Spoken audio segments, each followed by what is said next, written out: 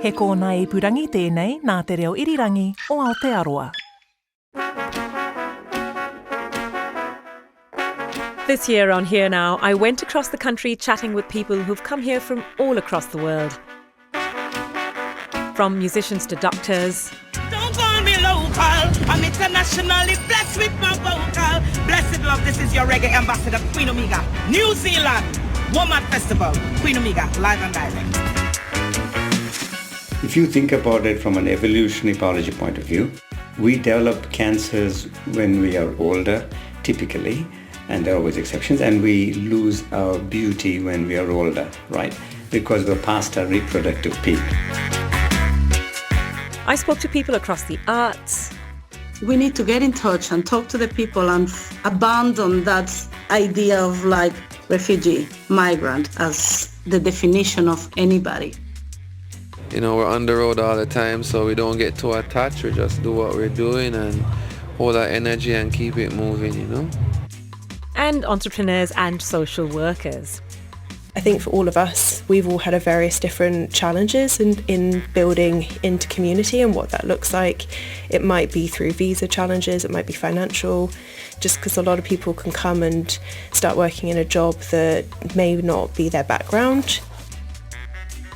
So in this episode, to wrap up the year, I'm taking you through some of those conversations that reflected our experiences in New Zealand as Tauiwi, who now call New Zealand home.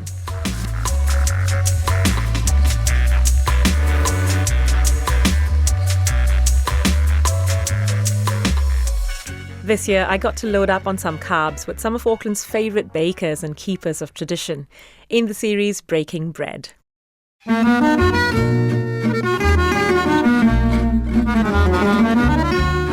A good loaf of warm, freshly baked bread can be a thing of poetry and an absolute weakness for some of us.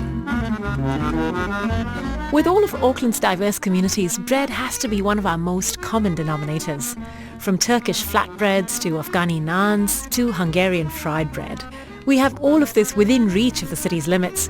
So what's a bread lover like me got to do faced with such a glut of temptation?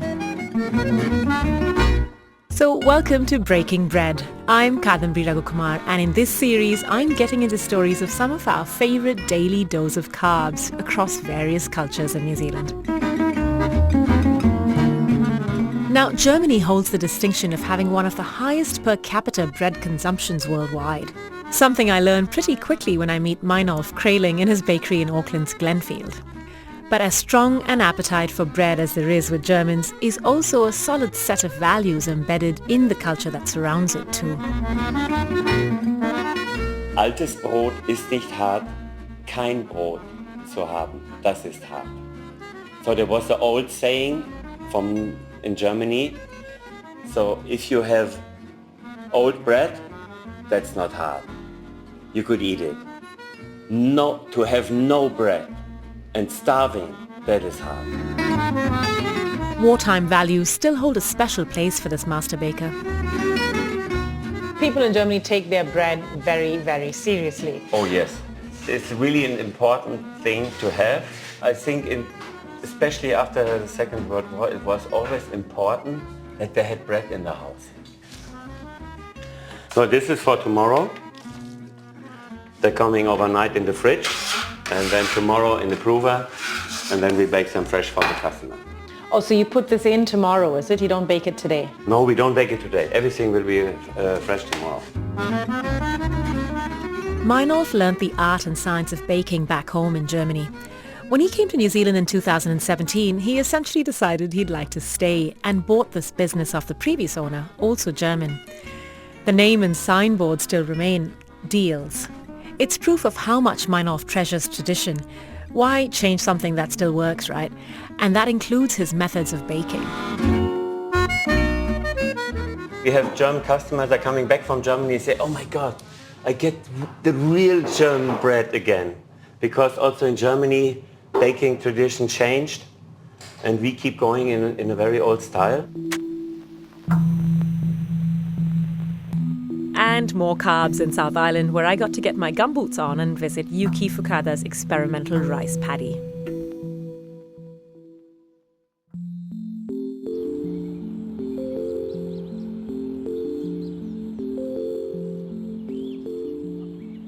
pretty much the last place you'd think you'd find paddy growing in.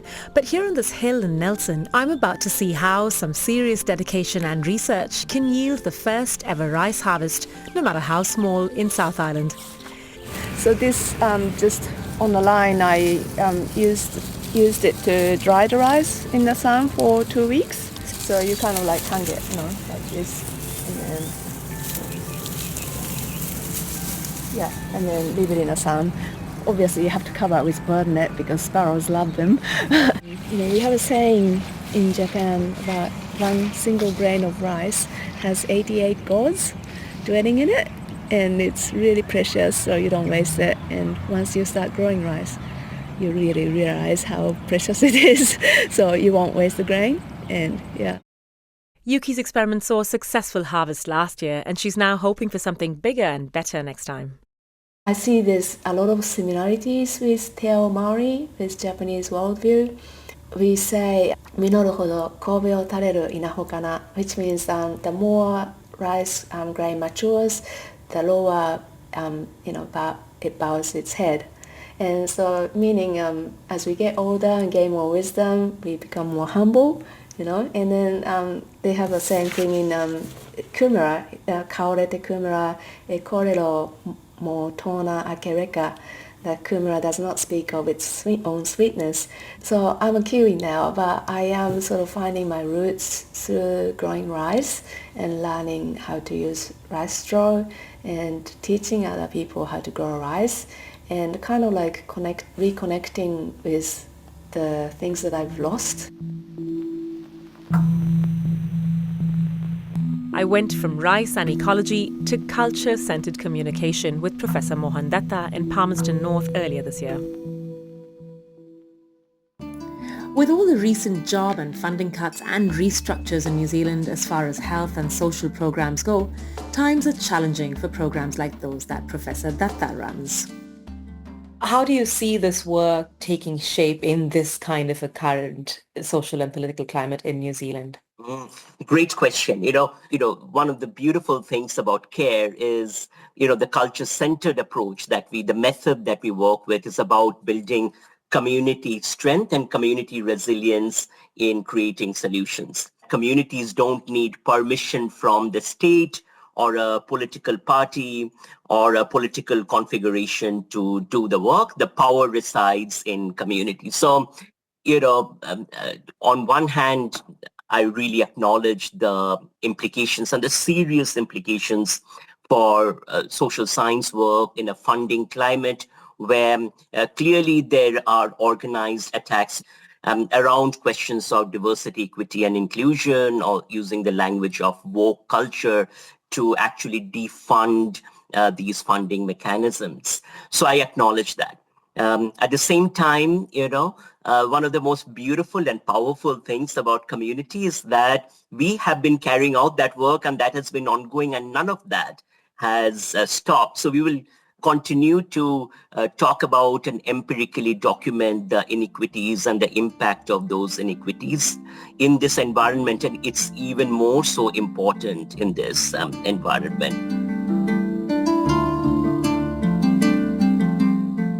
Mohan lives and works in Palmerston North, and a lot of the community research work through CARE happens in the suburb of Highbury. It's a place that historically has often been in the news for crime and gang tensions. If you think about the broader kinds of narratives that we see in mainstream discourse are deficit-based narratives, particularly in terms of Highbury being a place, a space of poverty, being a space of low achievement, sort of low interest in education, and then the narrative of crime and gangs. These are the dominant narratives. So in fact, the culture-centered approach sort of turns that on its head, because it says that those communities that are placed at the margins, they are placed at the margins precisely because of communication and how communication constructs communities as being in deficit. I've lived in the community of Highbury for my whānau here for 5 generations now. I live and work here alongside my mother. My mother still works there, my children. and their children. I grew up in Palmerston North and I whakapapa, so I'm a descendant of Ngāti Kaupata, which is just on the outskirts of Fielding. With roots that run that deep in the region, Vanessa sees this place through a very different lens. She works with migrants and tangata whenua living in Highbury with communication interventions. And they can look like hui, workshops and community gatherings that are open to all members of society, sometimes some with gang affiliations. You know, it's stripping all that away and looking at the individual as an individual, you know, and not as a gang member, you know, because as we know, there's a whakapapa to being a gang member as well. And for a lot of whānau that I've worked with, it's actually stemmed from abuse while in state care. You know, so that's another issue there. But yeah, definitely there's been a lot of violence within our community, but there's also a lot of aroha and manaki and kotahitanga in our community. And that's like, so some years ago, there was a campaign that Care put together and alongside the community of Highbury, and it was hashtag I choose Highbury. So it was highlighting the good stuff that's going on and the beauty within our community. So which is often overshadowed by violence, and when people are focused on that, they miss out on the beauty that's also in this community. And I went across activism and comedy. Where do the two meet? In Samina Zera. Indian bureaucracy, though, it's an art form. One of these days it's going to win the Turner Prize. And then we'll just put it in the British Museum with all the other stolen Indian artifacts. Of course I'm angry. My question to people when they ask me why I'm so angry is, why aren't you? Like, if you are not angry, you either live in such a world of privilege that nothing affects you and you don't care about anybody else. Okay, I would like to speak to the people and create community with people who are trying to make things better. I mean, we're talking about Palestine because it's I think the great litmus test of our time, but that doesn't absolve us from talking about Congo or Kashmir, and good luck to you if all you want to do is watch maths and decide what your next, color of nail paint you want to put on. And also, look, by the way, you have to do those things as well, because leisure is important in revolution. Laughter is important. All of those things are important. So we hold the line at different times for one another. I think comedy and storytelling and poetry and song, all of these things are part of that thing of allowing people to take a break from the activism. You must have leisure. You must be able to recoup and regenerate and go back into the fight. Now, if that's all I'm capable of is providing a little bit of leisure, and that's my place in the revolution, that's what I will do. And this year I went to seek other forms of seeking community through the keeping and merging of traditions in the series Back to Basics. So this week I'm back with another deep dive into different musical universes. And today we're off to Zimbabwe. Jabulani Moyo. Yes. Thank you for joining me today. Thank you for having me. I actually never have said your full name. I've known you for... In this series of conversations, I got to talk to some of Auckland's best musicians about what staple sounds they grew up listening to. Jay Moyo told me all about growing up to Mbira, Zim gospel and Sungura music. In order to create that level of identity, I always stuck to what I grew up knowing, or what my dad would play, on the records as well, and what used to play when we were going on road trips, kumusha, back to the roots as well. So. And what was that? What used to play? So he was, in love with Sungura music. He was in love with Jit music as well.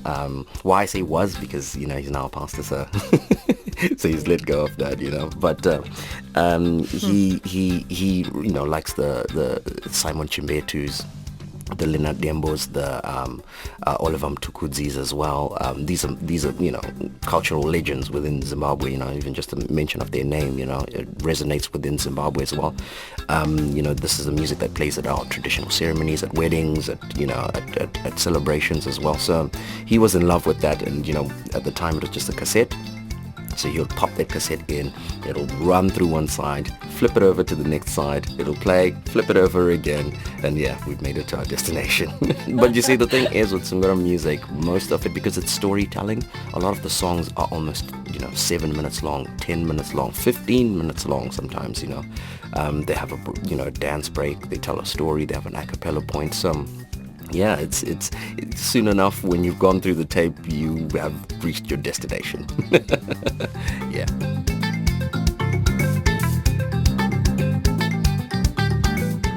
I've arranged, sets that range from hip hop to jazz to a Christmas concert as well.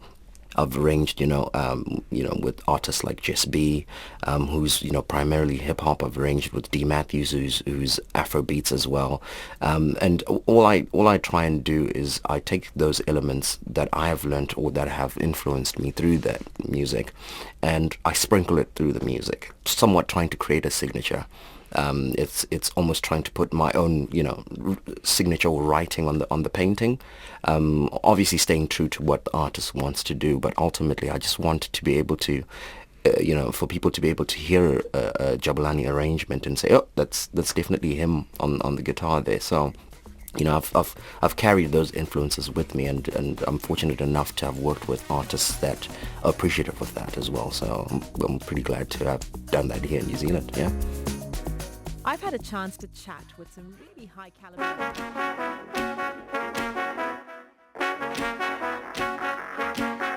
So yeah, those were just some snippets from this year with Here Now.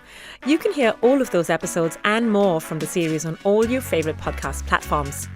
I'll be back next year with a fresh new season of stories from Here Now. Catch our summer series over the next few weeks and enjoy the holidays.